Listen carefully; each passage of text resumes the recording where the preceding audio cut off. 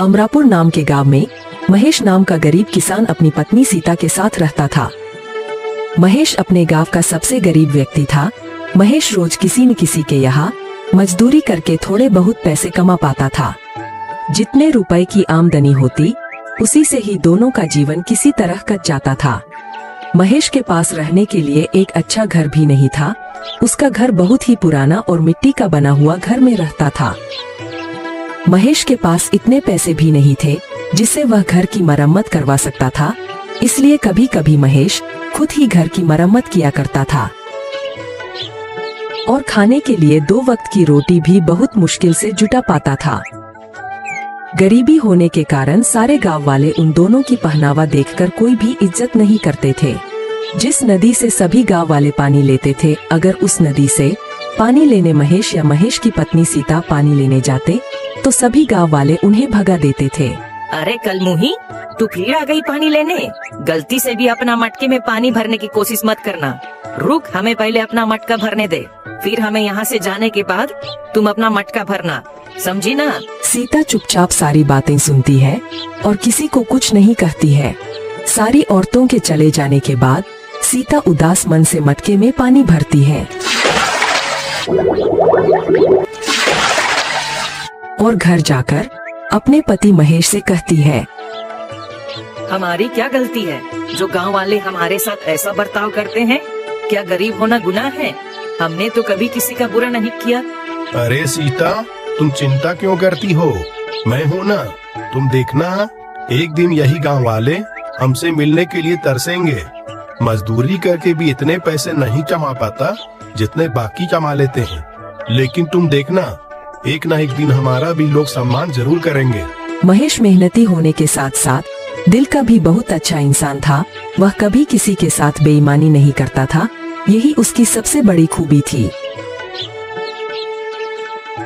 बारिश का मौसम होने के कारण एक रात आंधी के साथ साथ बहुत जोरों की बारिश होने लगी। महेश का घर कच्चा होने के कारण महेश को बहुत डर लगने लगा कि तूफान के साथ घर के छत उड़ ना जाए।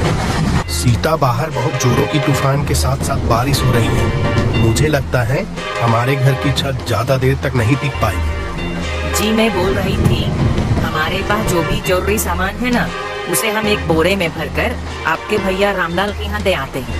हाँ, तुम सही बोल रही हो। चलो जल्दी जल्दी हमारे जरूरत के सामान को एक बोरे में भर देते हैं, फिर भैया के यहाँ चलेंगे। महेश और उसकी पत्नी कुछ जरूरी सामान को एक बोरे में भरकर कुछ दूर अपने भाई के घर जाने लगते हैं। महेश के भाई का घर पक्का मकान था। भैया, अरे ओ भैया, दरवाजा खोलो, कुछ काम है। क्या हुआ? इतनी बारिश में यहाँ क्यों आए हो? भाई, तुम्हें मेरे घर का हाल तो पता ही है। सारा सामान पानी में भीग न जाए, इसलिए मैं कुछ अपना जरूरी सामान तुम्हारे घर में रखना चाहता हूँ। क्या तुम्हारा सामान मेरे घर पर? नहीं नहीं नहीं नहीं नहीं, मेरी पत्नी मुझे बहुत डांटेगी। तुम जाओ, अपने घर में ही रहो। महेश का भाई गुस्से में अपने घर के अंदर चला गया। महेश और सीता दोनों दुखी होकर अपने घर लौट जाते हैं। दोनों पूरी रात अपनी सामान की रखवाली के लिए रात भर नहीं सोते हैं। सुबह हुई, अब तक बारिश बंद हो चुकी थी। अब ऐसी बरसात के मौसम में महेश को एक भी काम नहीं मिल पा रहा था। कुछ महीने इसी तरह गुजर गए।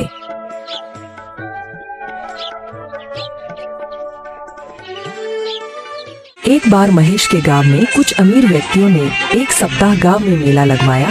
सभी अमीर व्यापारियों ने अपने अपने गाड़ियों में मेला देखने आए। तभी एक व्यापारी अपनी गाड़ी से गांव में आ जाता है।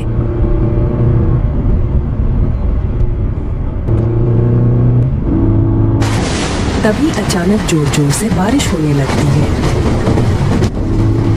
रास्ता गीला होने के कारण उस व्यापारी की गाड़ी कीचड़ में फंस जाती है।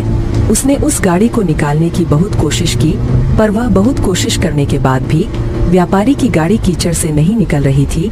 साथ ही साथ बारिश भी बहुत तेज हो रही थी। अरे धत तेरी की, अभी ही मेरी गाड़ी को फंसना था क्या? ऊपर से इतनी जोरों की बारिश हो रही है। तभी वहाँ से कुछ गांव वाले गुजर रहे थे। व्यापारी ने उनसे मदद मांगी। अरे भाइयों भाइयों, सुनो सुनो सुनो, मेरी गाड़ी कीचड़ में फंस गई है। क्या आप मेरी गाड़ी को निकालने में मदद करोगे? प्लीज। नहीं नहीं नहीं नहीं नहीं, बारिश बहुत तेज हो रही है, इतनी बारिश में हम क्या मदद करेंगे भाई। नहीं नहीं नहीं, हमसे तो नहीं होगा, तुम किसी और को देख लो, हम लोग चलते हैं। ऐसा कहकर वे दोनों वहाँ से चले जाते हैं। लगातार बारिश हो रही थी। व्यापारी सभी को आवाज लगाकर बुला रहा था। भाइयों मेरी मदद करो, मेरी मदद करो। अरे भाई कोई है क्या आसपास? मेरी गाड़ी कीचड़ में फंस गई है, इसे निकालने में मेरी मदद करो। भाइयों मेरी मदद करो। लेकिन सभी गांव वाले उसकी मदद करने से इनकार कर रहे थे। तभी महेश सभी जगह से काम की तलाश कर निराश होकर उसी रास्ते से घर लौट रहा था।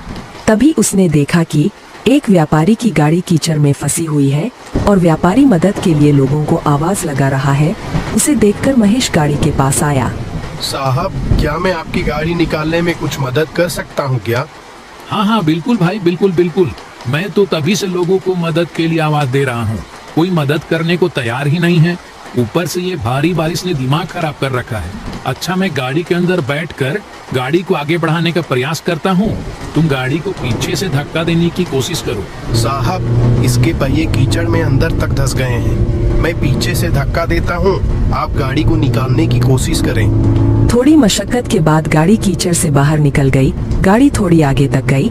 महेश गाड़ी को देख रहा था। तभी अचानक से गाड़ी रुक जाती है और गाड़ी से व्यापारी उतरकर महेश के पास जाता है।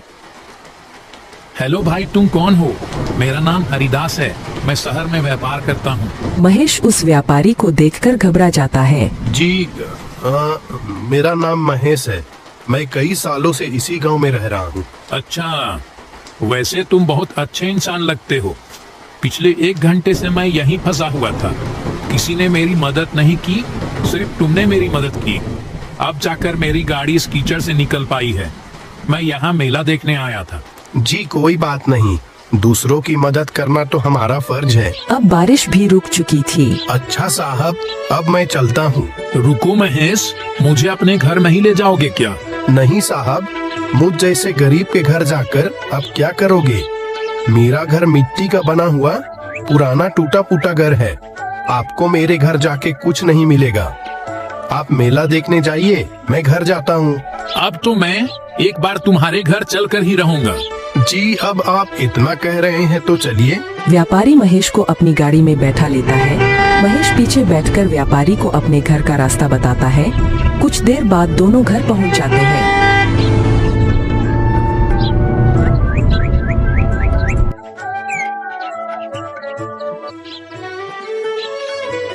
सीता, अरे ओ सीता, हमारे घर साहब आए हैं, उनका स्वागत नहीं करोगी क्या? जाओ कुछ खाने को लेकर आओ। व्यापारी महेश का घर देखकर बहुत उदास हो गया। तुम क्या काम करते हो? साहब, क्या बताऊं, मैं तो कब से काम की तलाश में हूँ, कोई काम ही नहीं देता, बस इधर उधर से घूमकर मजदूरी का काम कर लेता हूँ। बारिश की वजह से वो भी बंद है। तब तक महेश की पत्नी एक प्लेट में एक गुड़ का टुकड़ा लेकर आई और बोली, साहब, हमारे घर में यही बचा है, कृपया इसे ही खा लें। हाँ हाँ क्यों नहीं। महेश, तुम्हें कोई काम नहीं मिल रहा है ना? अगर तुम चाहो तो मैं तुम्हें काम दे सकता हूँ। साहब, क्या सच में? क्या आप मुझे सच में काम देंगे? शहर में मेरे पास बहुत से काम होते हैं, सोच रहा था कि कोई ऐसे व्यक्ति को अपने साथ काम में रख लूं जो मेहनती और ईमानदार दोनों हों। तुम्हें देखकर मुझे ऐसा ही लगता है कि तुम में ये दोनों गुण हैं। साहब, कैसा काम करना होगा, कहाँ काम करना होगा, आप ये सब मुझे बता दीजिए, मैं आपके साथ काम करने के लिए तैयार हूँ। कोई जरूरत नहीं है इस घर में रहने की, और मैं तुम्हें कुछ दिनों बाद लेने आऊंगा। तुम मेरे साथ शहर में काम करोगे और वहीं रहोगे। मैं तुम्हें नया घर दिलवा दूंगा। यह सुनकर महेश और उसकी पत्नी बहुत खुश हुए। महेश ने गांव में घूम घूम कर इस खुशी को पूरे गांव में बताया, पर गांव वालों को उसकी बातों पर विश्वास नहीं हो रहा था। कुछ दिन बाद व्यापारी अपनी गाड़ी से महेश के घर आया। महेश, सारा सामान तैयार है ना? चलो चलते हैं। महेश और उसकी पत्नी सीता पूरा सामान लेकर व्यापारी के गाड़ी में बैठ गए। सभी गांव वालों का ध्यान उन्हीं पर था, यहाँ तक कि महेश का भाई भी उन्हें देख रहा था। गाड़ी चल पड़ी। व्यापारी महेश और उसकी पत्नी सीता को शहर लेकर आ गया। उसके बाद उन दोनों को रहने के लिए एक अच्छा सा घर दे दिया। महेश सारे काम अच्छे से समझ गया था, अब वह व्यापारी के साथ काम करने लगा। महेश का घर बहुत सुंदर था। अब महेश बहुत अच्छे खासे पैसे कमा लेता था। धीरे धीरे करके महेश और उसके घर को देखने उसके गांव वाले शहर आने लगे थे।